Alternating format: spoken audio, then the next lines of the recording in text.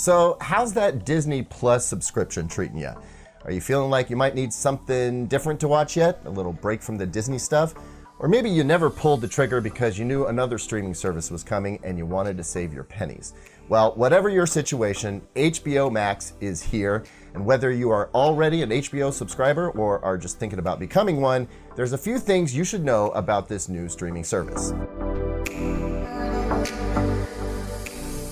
Hey, I'm Caleb Dennison, and now that HBO Max is here, you probably have some questions. What is HBO Max? How is it different than HBO Now or HBO Go?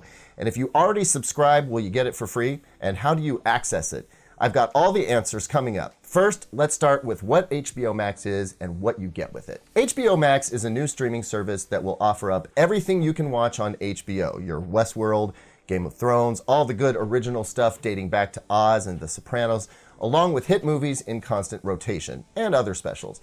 You get all of that stuff you might normally subscribe to HBO for, plus a whole bunch of Warner Brothers content. And folks, there is a ton of that stuff. I obviously can't list it all off, but we're looking at over 10,000 hours of content at launch. Old school stuff like Prince of Bel-Air and Looney Tunes cartoons, the entire libraries of South Park and The West Wing, all 11 seasons of the modern Doctor Who series, plus 700 blockbuster films, including Crazy Rich Asians, A Star is Born, Aquaman, Joker, the Criterion Collection, and of course the infamous Snyder Cut of Justice League. Also, and I know some folks who are considering a subscription just for one show, I'm talking about Friends. Yes, Friends, possibly the most expensive show ever to stream online. Look, I could name drop all day long, but the fact is HBO Max is going to be the exclusive streaming home for a lot of killer content, which means that it is turning into one of the must-have channels in streaming TV, but it's going to cost you. Or is it? This leads me to how you can get HBO Max. It seems a little complicated at first, but it really isn't. First off, if you don't subscribe to HBO in any way right now, that means you don't get HBO from your cable or satellite provider. You don't get it as an add-on to other streaming services like Amazon Prime Video or Hulu. You are looking at a new subscription, and it's going to cost you $15 a month, which I know is steep, but it's the same price HBO Now subscribers have been paying for years. If you do decide to get HBO Max, you can get the standalone app on most major platforms like Chromecast, Xbox One and PlayStation 4, iOS/tvOS, Android/Android TV. Roku also supports the HBO Max app, but sadly, it is not available on Amazon Fire TV at launch. And the problem there is that HBO is demanding that viewers use the HBO Max app and not watch through an integrated platform. For instance, if you subscribe to HBO through Hulu, you watch through Hulu. But if you want to watch HBO Max extras through your Hulu subscription, you'll have to use your Hulu login credentials in the HBO Max app on whatever streaming platform you're using.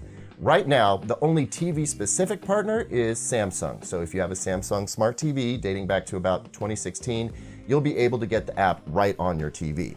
If you own a Roku TV or Sony or Hisense TV running Android TV, you can also get it right on your TV without needing a separate box of some sort.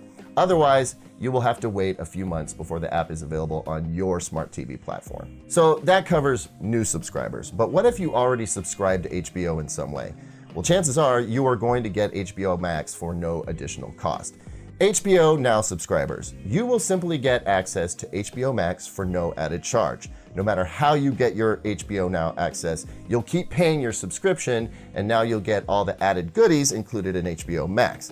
In fact, HBO Now is kind of looking unnecessary. More on that in a minute. If you subscribe to HBO's linear live TV service through cable, satellite, YouTube TV, Hulu, or Amazon Prime Video, you will get access to HBO Max for no additional charge. And of course, AT&T customers have tons of options for getting HBO Max, as it's often included with various AT&T TV and AT&T wireless packages. Now, if you can get a subscription to HBO from your cable, satellite, or wireless service for less than the $15 add-on fee, then do that. Even if you never watch the live linear HBO channel, you'll get HBO Max included, and it'll save you money versus paying the $15 standalone fee. Okay, technically it's $14.99, but what's 12 pennies a year? So what about HBO Now and HBO Go? Well, they're looking pretty unnecessary at this point. I don't think they're going to go away right away, but HBO Max effectively replaces both services. As a reminder, HBO Go is just the online access companion to a traditional HBO subscription, whereas HBO Now is HBO access for anyone who doesn't get HBO as part of their TV package. In either case, HBO Max has everything those other services have, plus a bunch of stuff they don't have. So why keep either one of them around? Now, I know a lot of you out there are using shared passwords. I don't think anything is going to change for you. You'll still be able to access HBO Max just like you did HBO Now or HBO Go, and you can still watch on multiple screens at once. How many screens? Well, HBO isn't saying, it never has talked about its official limit, but it will let you know if it's being screened on too many devices at once. So share your passwords at your own risk. So is $15 too much to ask? Disney Plus is basically $7 a month. Netflix's most popular tier is $13 a month. HBO is clearly asking a premium here, but it was already getting $15 a month out of most folks, and now it's adding a ton of content to the mix, meaning whatever value HBO had before, it is adding a lot more value to the mix. I think it'll be interesting to see how many new subscribers HBO gets with HBO Max and how long it can hold on to them. Thanks for watching, everyone. If you don't already get HBO, are you sold on getting HBO Max? Let me know in the comment section. And for those of you who have been asking, yes, TV reviews are finally coming back. So please like this video, hit subscribe, ring that notification bell, and visit Digital Trends often for the latest tech news and reviews.